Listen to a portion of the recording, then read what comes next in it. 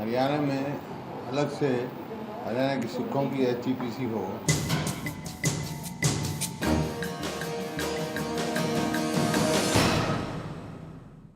Break के बाद आपका स्वागत है। हरियाणा में सिखों के लिए अलग से एसजीपीसी हो, इस बात को आपने सुना। मुख्यमंत्री कह रहे हैं। मुख्यमंत्री ने ऐसा कहा क्या? विपक्षी जो विधायक हैं वो सदन से वॉकआउट कर गए। सदन कई बार बाधित रहा।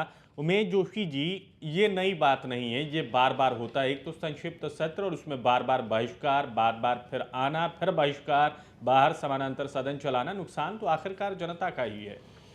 ये कौन सी रणनीति है? आपके सवाल का जवाब मैं ज़रूर दूंगा, लेकिन उससे पहले अमित जी ने जो बात कही है कि इस मूव से, इस कदम से वोटों पर कोई फर्क नहीं पड़ेगा, इस पे एक बात ज़रूर मैं जोड़ना चाहूँगा कि अगर मान लो वोटों पर फर्क नहीं पड़ रहा है तो अभय चौटाला उसका विरोध क्यों कर रहे हैं? ठीक है, बन जाने दीजिए।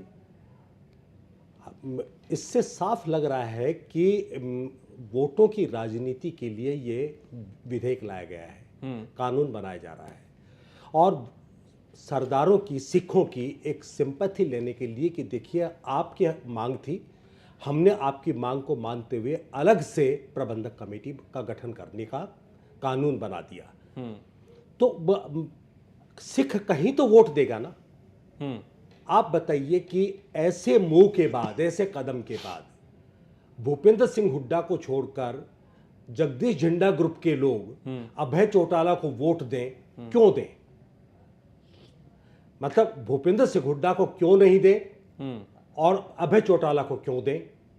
जब उनकी मांग पूरी करने वाला व्यक्ति वोट नहीं पा सकता तो फिर कौन सी मानसिकता काम करती है वोट के पीछे, ही बताइए। अमित जी आपको बताना होगा यहाँ से। देखिए, जहाँ तक इनेलो के विरोध का सवाल है तो वो उस धर्म का पालन कर रहे हैं जिसको इंग्लिश में बोलते हैं they are opposing for the opposition sake, कि विरोध के लिए विरोध करना। ये अगर समर्थन करते हैं तो भी कोई खास फर्क नहीं पड़ेगा। आप ये देखिए कि पंजाब में इसका विरोध हो रहा है या समर्थन हो रहा है। जहाँ से एक इतना बड़ा ग्रुप टूटा है, एक पूरा स्टेट हाथ से गया है, तो वहाँ की स्थिति क्या है? वहाँ विरोध हो रहा है। वह कोई ऐसा वहाँ भी विरोध हो रहा है अमित जी, और वहाँ पर अगर विरोध करेंगे भी तो भूपेंद्र सिंह हुड्डा को कोई रोक नहीं पाएगा। नहीं, और चूंकि इनेलो और शिरोमणि अकाली दल पार्टी ये दोनों पार्टनर हैं, जो बात सुखबीर बादल और प्रकाश सिंह बादल को कहनी चाहिए थी वो बात खुद ना कहकर अभय चौटाला के मार्फत कहलवा रहे हैं, क्योंकि इनका वर्चस्व यहाँ पर जो बना हुआ था अकालियों पर, वो अकालियों पर पकड़ ढीली हो रही है उन लोगों की। तो इस वजह से वो विरोध करवा रहे हैं इस पार्टी से, इनेलो से। अगर इनेलो विरोध नहीं करेगी तो कौन करेगा? उमेश जी, मैं कहना चाहूँगा कि इनेलो का अभी भी प्रभाव सिखों पर बहुत ज़्यादा है। अगर इसका पता भूपेंद्र सिंह हुड्डा को भी पूरी तरह से है, अगर वोट इस कदम से आते तो 2009 में जब इलेक्शन हुए थे और अल्पमत में सरकार हो गई थी, जैसे ही 2004 से 2009 का टेन्योर पूरा किया सरकार ने, 2009 में नई गवर्नमेंट आई, तो इनको इतना पता था तो शुरू में ही क्यों नहीं उठाया ये कदम? नहीं, सिखों पर प्रभाव होने के 2-3 कारण हैं। एक तो चौधरी देवीलाल जी अनडिवाइडेड पंजाब में ही राजनीति करते थे, बादल गांव में वो रहे हैं और प्रकाश सिंह बादल से तभी से उनकी दोस्ती है जी। प्रकाश सिंह बादल का इनसे गठबंधन होना, इसके अलावा 84 दंगों के बाद कांग्रेस का सिखों का कांग्रेस से विमुख होना जी। तो अगर मान लो कांग्रेस से वो विमुख होते हैं तो एक दल रह जाता है जिसको वो वोट दे सकते हैं, वो इनेलो है। बीजेपी तो अभी भी अब 2 महीने से थोड़ी मजबूत हुई है, वरना बीजेपी हमेशा कमजोर स्थिति में रही है। अगर कांग्रेस को कोई टक्कर दे सकती है हरियाणा में तो इनेलो दे सकती है। और बादल की वजह से और 84 के दंगों की वजह से जी ये पार्टी इनेलो के साथ बाय डिफॉल्ट जुड़ गई है। एक तर्क यहाँ पे ये भी है, जैसा कि अमित जी कह रहे हैं कि विरोध के लिए विरोध होता है। मार्जिनल शिफ्टिंग जो होगी, थोड़ा बहुत जो वोट शिफ्ट होता है उससे तो इनकार नहीं किया जा सकता। और कोई भी पार्टी थोड़ा बहुत भी वोट क्यों शिफ्ट होने दे, शायद इस कारण से अभय चौटाला विरोध कर रहे हैं या वो पार्टी विरोध कर रही है, इससे बिल्कुल इनकार नहीं किया जाएगा। बिल्कुल, मैं उसी पॉइंट पे आता हूं। थोड़ा भी क्यों जाने मैं दें? उसी पॉइंट पे आता हूं। अगर हाल ही में लोकसभा चुनाव हुए हैं, उनके अगर नतीजों पे ध्यान से देखा जाए तो मुकाबला किससे है? भारतीय जनता पार्टी का इनेलो से है। कांग्रेस कहाँ स्टैंड करती है? तीसरे नंबर पे, कई जगह तो चौथे स्थान पे भी है जी। अगर मार्जिनल वोट आ भी जाएगा तो क्या वो जीतने की स्थिति में होंगे? अमित जी देखो, एक बात बताओ, एक तो खोई हुई जमीन वापस लाने का प्रयास कर रही है कांग्रेस। बिल्कुल, लेकिन जीतने का तो कतई नहीं कह सकते, क्योंकि अब वो सत्ता में है जी। अगर वो प्रयास नहीं करेगी, हाथ पैर धर के बैठे रहेगी, लोकसभा चुनाव के नतीजों से हताश हो जाएगी जी, तो इसका मतलब उसने पहले हार स्वीकार कर ली है। तो वो चाहती है कि किसी भी वर्ग को नाराज नहीं किया जाए, जितनी उनकी मांगे हैं, जितना संभव हो हम उन्हें मान लें और अपने नेट में ला करके अपनी स्थिति मजबूत करें। लेकिन यहाँ पे अगर लोकसभा चुनाव में कांग्रेस की स्थिति बहुत बेहतर होती, मेरा दावा है भूपेंद्र सिंह हुड्डा आज ये विधानसभा में विधेयक लेकर नहीं आते। एक इसमें मैं कहना चाहूंगा कि जो मानसिकता है, कांग्रेस की मानसिकता समझने वाली बात है। आज जिस तरह से भूपेंद्र सिंह हुड्डा ने ये SGPC वाला जो काम किया है, यहाँ पे अगर आप देखें तो कांग्रेस हर समय अपने लड़ाई के लिए, जब भी कोई मेजर लड़ाई होती है तो कांग्रेस अपने जो तीर हैं, तर्कस के तीर हैं, वो आखिरी वक्त के लिए बचाती है और आखिरी वक्त में जब उसकी जरूरत नहीं होती है तब कांग्रेस जाके उसको निकालती है। ऐसे में आप देखें, चाहे वो जाट आरक्षण हो, खाद्य सुरक्षा बिल हो, चाहे वो दाल रोटी योजना हो, वो तब सामने आए जब इलेक्शन उनके सिर पे आ गया। इसी तरह से अगर SGPC को ना मानते हुए HSGPC अगर वो लाते हैं हरियाणा के लिए अलग, तो इससे सिख कितने अलग होंगे? देखिए यहाँ पे पॉलिटिक्स, एक जो नेता है उसको अलग रख लीजिए, नेता हो सकता है 10 होंगे, 15 होंगे, 100 होंगे, 150 होंगे, 200 होंगे, पर जो एक सिख समुदाय है वो क्या सोचती है, वो कितना डेवलपमेंट इस पे जा रही है, या फिर SGPC पे जाएगी या शिरोमणि अकाली दल पे जाएगी, इसके वहाँ पे, क्योंकि इस बार जिस तरह से पैटर्न दिखा है लोकसभा में इलेक्शंस का, चुनाव के जो पैटर्न दिखे हैं, उससे लोगों को समझना चाहिए, चाहे वो नेता हो, चाहे वो इतने बड़े बड़े वायदे करके भूपेंद्र सिंह हुड्डा जी भी आए, चाहे वो कुछ और समझाएं अभय सिंह चौटाला, उससे फर्क नहीं पड़ेगा। पहले सोचना होगा। चलिए सियासत की तासीर को समझते हैं, क्योंकि जिस तरीके की सियासत की बात हो रही है, अमित जी ने एक बहुत खास बात कही थी कि इंडियन नेशनल लोकदल का प्रभाव जो है वो सिरसा, फतेहाबाद, कैथल के जो सिख बहुल इलाके हैं वहां पे, हाँ जी, वहां पे देखा जाता है, और ठीक उसी तरीके से उनका प्रभाव देखा जाता है मेवात के इलाकों में। ये उनकी शैली है काम करने की, राजनीति करने की, जिसमें उसको सफलता मिली है। दूसरी तरफ हम देखते हैं कांग्रेस पिटारे से कुछ निकाल के देती है कि लोग उससे खुश हों और उसके एवज में वोट करें। तो ये जो लगाव होता है ये क्षणिक होता है, फिर अगले ही पल वो मतदाता बदल जाते हैं। आजकल हम राजनीति में जो ट्रेंड देख रहे हैं उमेश जोशी जी, वो बदला हुआ है।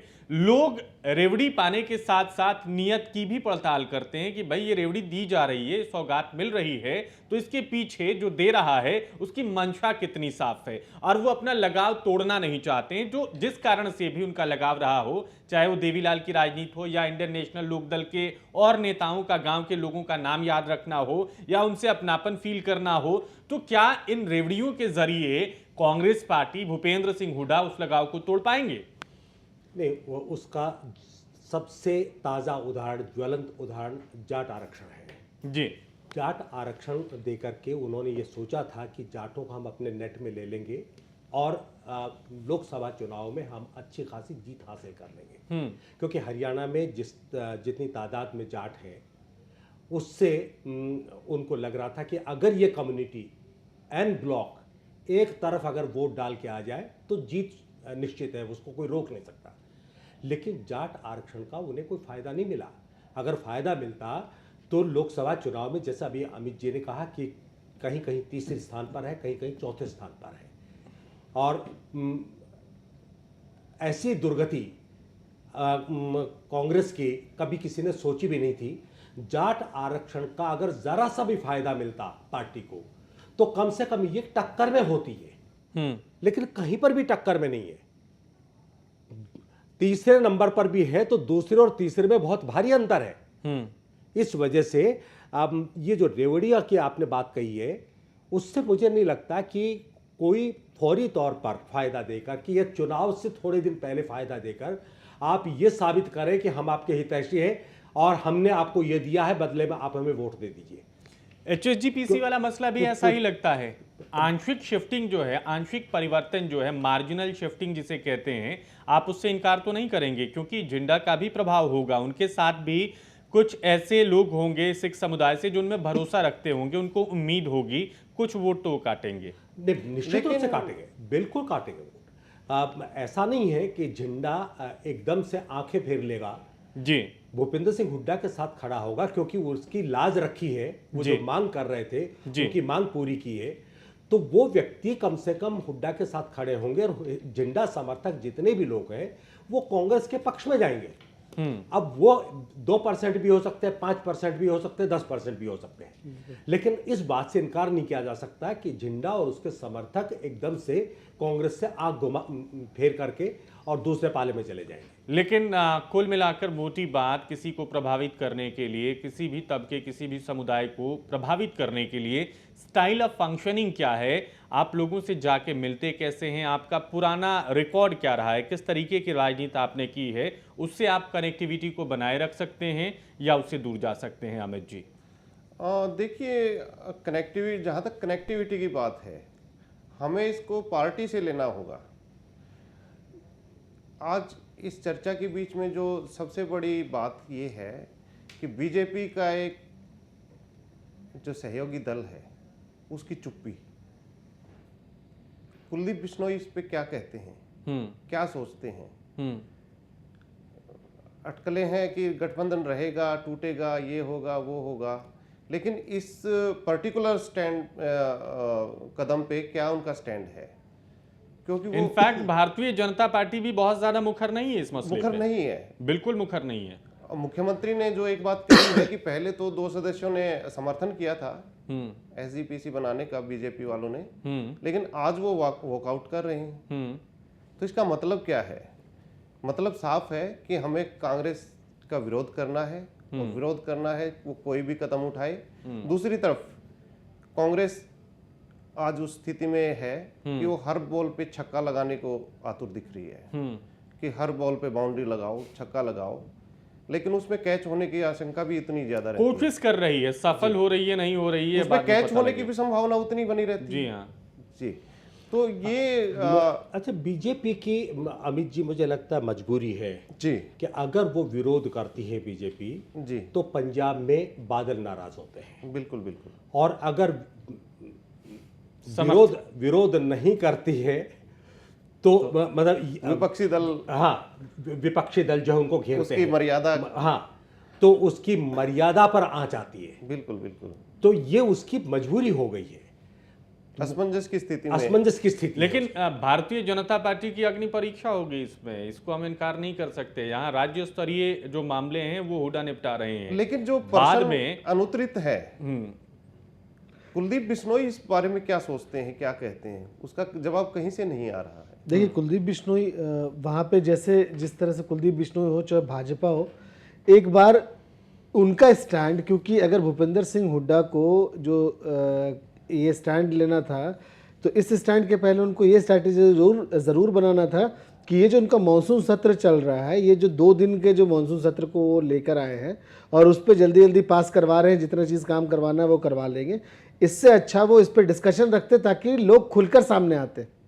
और ये भी चाह रही थी जो दूसरी पार्टियां भी, ताकि अगर इस तरह की, क्योंकि बड़े डिसीजन है, चाहे SGPC हो या फिर कोई बिल पास करवाना हो, अगर इतने ज़्यादा लोगों को वो अपने इसमें रखती है कोई भी इस तरह के डिसीजन, तो ऐसे में इसका एक अच्छे से डिस्कशन सदन के पटल पर होना चाहिए था, समय देना चाहिए था। ये 2 दिन का, 11 तारीख और उसके बाद 14 तारीख का 2 दिन का सेशन होगा, खत्म हो जाएगा, उसमें आधे समय आप वॉकआउट करेंगे या हंगामा करेंगे, ये बात है। आप बोल कुछ नहीं पा रहे वहाँ, बीजेपी ना तो बीजेपी को सामने लाकर कुछ ना बोलने दे पा रहे। अगर वहाँ पे ये स्ट्रैटेजी रख के बीजेपी को सामने लाकर कि हाँ आप बताएं आपका स्टैंड क्या है, तब बीजेपी वहां फंस सकती थी, बीजेपी को कुछ ना कुछ अपना स्टैंड वहां पे जाहिर करना पड़ता, पर अब वो चीज उसके पास है नहीं। लेकिन यहाँ पे स्थिति ये देखिए यूं बनती है कि यहाँ पे चर्चा लगभग होती ही नहीं है किसी मसले पे, कभी हो गई तो बड़ी बात है। उमेश बिल्कुल, जी, ऐसा कभी नोटिस किया है, कभी देखा है आपने कि कोई बड़े बिल्कुल डिसीजन मैं हो? उसी बात पे आ रहा हूँ। हाँ। ये जो एसजीपीसी बना तो थी हरियाणा में, लेकिन इससे पहले कोई सर्वे हुआ क्या? जी हाँ, गुरुद्वारों की स्थिति हरियाणा में क्या है, उसके बारे में सरकार ने कोई रिपोर्ट जारी की क्या? वही ठीक खाद्य सुरक्षा बिल में जो हुआ था वही चीज यहाँ देखने को मिल रहा है। आपके पास इंफ्रास्ट्रक्चर नहीं है, आपके पास कोई प्लान नहीं है, आप बस उसको ले आए। और देखिए एक सबसे बड़ी बात और जोशी जी, ये बिल पास करने से, एक्ट बनाने से सरकार को फाइनेंशियल लॉस, कोई ना तो लॉस हुआ है ना कोई प्राप्ति हुई है, उसमें सरकार का गया क्या है? कुछ भी नहीं गया। अगर एक बिल लाने से, एक कानून बना देने से उनको कुछ फायदा, अगर कुछ एक कम्युनिटी खुश हो जाती है और कुछ वोट उनको मिल जाते हैं, जी तो ये घाटे का सौदा नहीं है। बिल्कुल। जिस तरह सरकार का ना तो कोई एक पैसा इसमें गया है ना आया है, मुझे लगता है व्यक्तिगत रूप से सिख वोटों पे इसका प्रभाव भी बिल्कुल वैसा रहेगा, ना कोई इधर आएगा ना कोई उधर जाएगा। नहीं पर उनका एक जो दो मानस गुट है, दो गुट बना दिया गया, गुट बना दिया है वो विधानसभा एक डिवीजन सामने आ गया। अब वो डिवीजन पता नहीं, हो सकता है कि कुछ समय पे रहते हुए वो डिवीजन सामने दिखने लगेगा। विजेंद्र जी, विधानसभा चुनाव में क्या ये मुद्दा बनता है, सबसे बड़ी बात ये रहेगी। नहीं, इसका प्रभाव इतना ज्यादा पड़ना, भारतीय जनता पार्टी की चुप्पी पे बात हो रही थी, लेकिन भारतीय जनता पार्टी कब तक बच सकती है? हम इस पहलू को भी जानेंगे आप सभी से कि भारतीय जनता पार्टी की अग्नि परीक्षा होगी तब जब केंद्र से हस्तक्षेप करने की मांग बार बार अवतार सिंह मक्कड़ और एसजीपीसी के लोग कर रहे हैं। वहां पे भारतीय जनता पार्टी और केंद्र की भूमिका क्या हो सकती है? अमित जी, देखिए, मुझे लगता है कि केंद्र सरकार इससे अपना पल्लू छुड़ाने की कोशिश करेगी, क्योंकि उसको कोई लेना देना नहीं है। बिल्कुल केंद्र सरकार की, भाजपा गवर्नमेंट की या भाजपा पार्टी की जो आज के दिन सबसे बड़ी आवश्यकता ये है कि ज्यादा से ज्यादा विधानसभाओं में अपने लिए सीटें प्राप्त करना, क्योंकि राज्यसभा में वो अल्पमत में है। हरियाणा की 5 राज्यसभा सीटें हैं, उसके लिए उनको कम से कम 70 से 75 के बीच में विधायक चाहिए।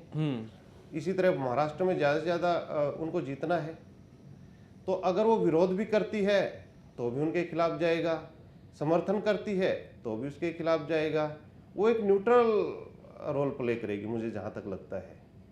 लेकिन जिस तरह के हालात बनते जा रहे हैं उसमें बीजेपी अपने आप को न्यूट्रल रख नहीं पाएगी। उसे सवाल पूछे जाएंगे उससे। हाँ, सवाल पूछे जाएंगे कि भाई जब केंद्र के पास ये मसला जाएगा तब उसे कोई तो जवाब देना पड़ेगा। ये हो सकता है कि चुनाव तक उस मसले को दबा के बैठ लटकाया जाएगा, उसको लटकाया जाए। बिल्कुल ये हो लटकाया सकता जाएगा जी।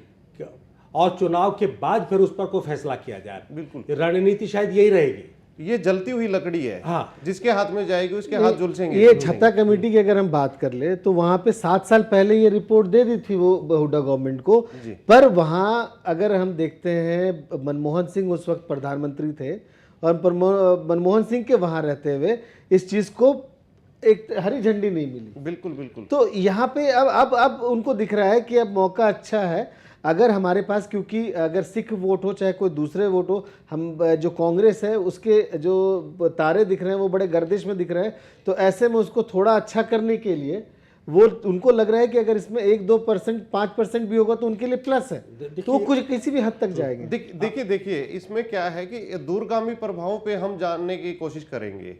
जैसा कि मैंने शुरू में ही बताया कि हरियाणा की आमदनी क्या है और उसमें खर्च क्या है, गुरुद्वारों से होने वाली आमदनी क्या है और यहाँ होने वाला खर्च क्या है, उसमें 2 से 2.5 करोड़ का प्लस है सिर्फ जो मार्जिन है। अगर सरकार इसको शुरू में ही लागू कर देती तो जो पाइपलाइन में प्रोजेक्ट पड़े हैं और नए प्रोजेक्ट हैं क्या वो चल पाते?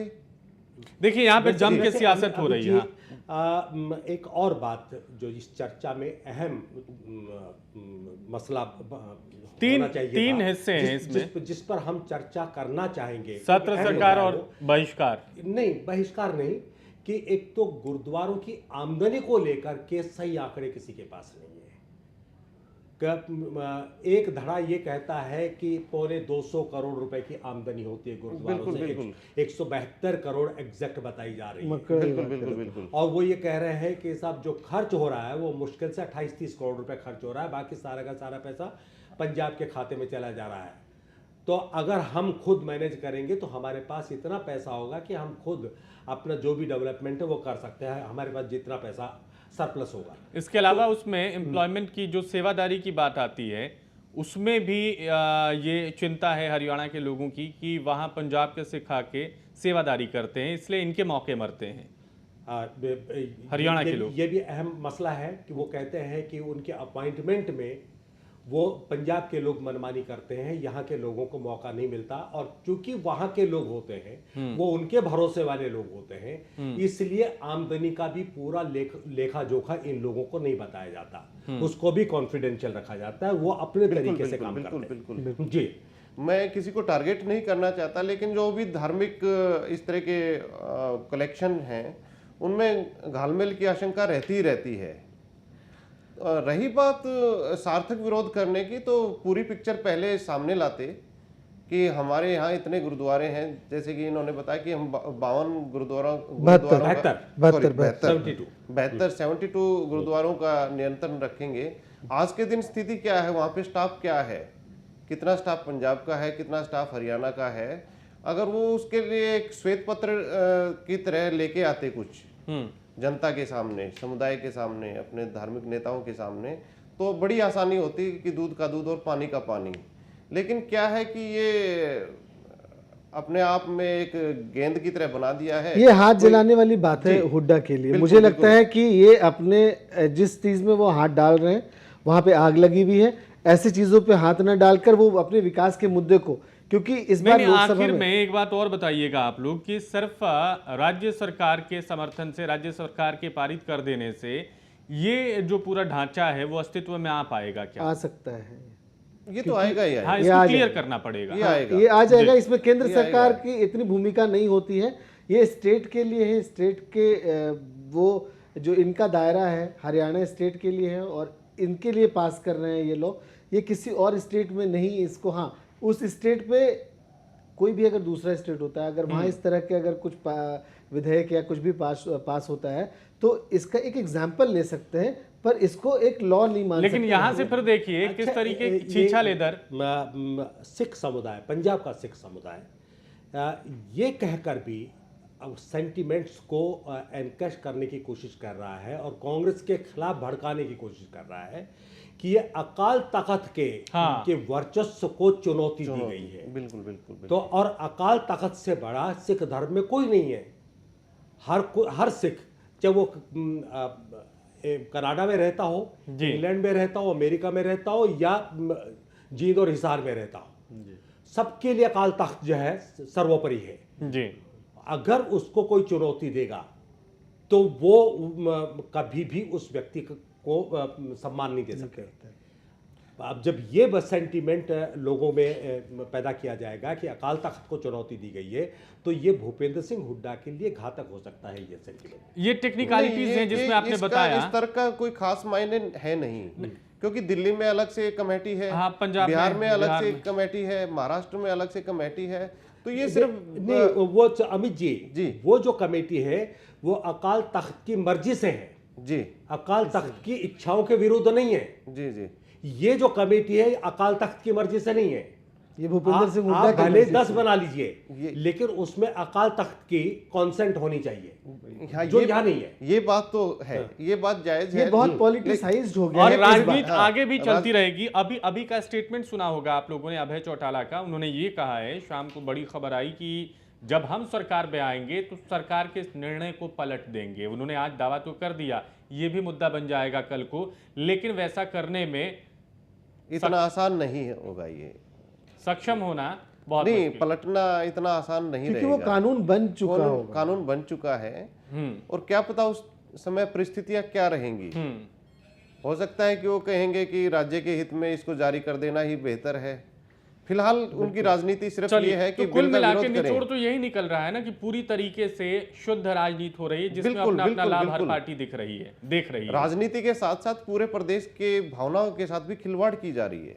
और इसमें सिख समुदाय की भावनाएं क्या है, इस पे बहुत ज्यादा फोकस नहीं है। अगर ऐसा करना होता तो सरकार खुद सिखों से जाके बात करती, ना कि उस नेतृत्व से जो लगातार एचएसजीपीसी की मांग कर रहा बिल्कुल, है। बिल्कुल, बिल्कुल। बहुत शुक्रिया आप सभी का, अमित नेहरा जी, उमेश जोशी जी, कुमार विजेंद्र जी, इस बहस में शामिल होने के लिए और अपने विचार रखने के लिए, कुल मिलाकर इस नतीजे तक पहुंचाने के लिए कि एचएसजीपीसी पे सिर्फ और सिर्फ राजनीति हो रही है।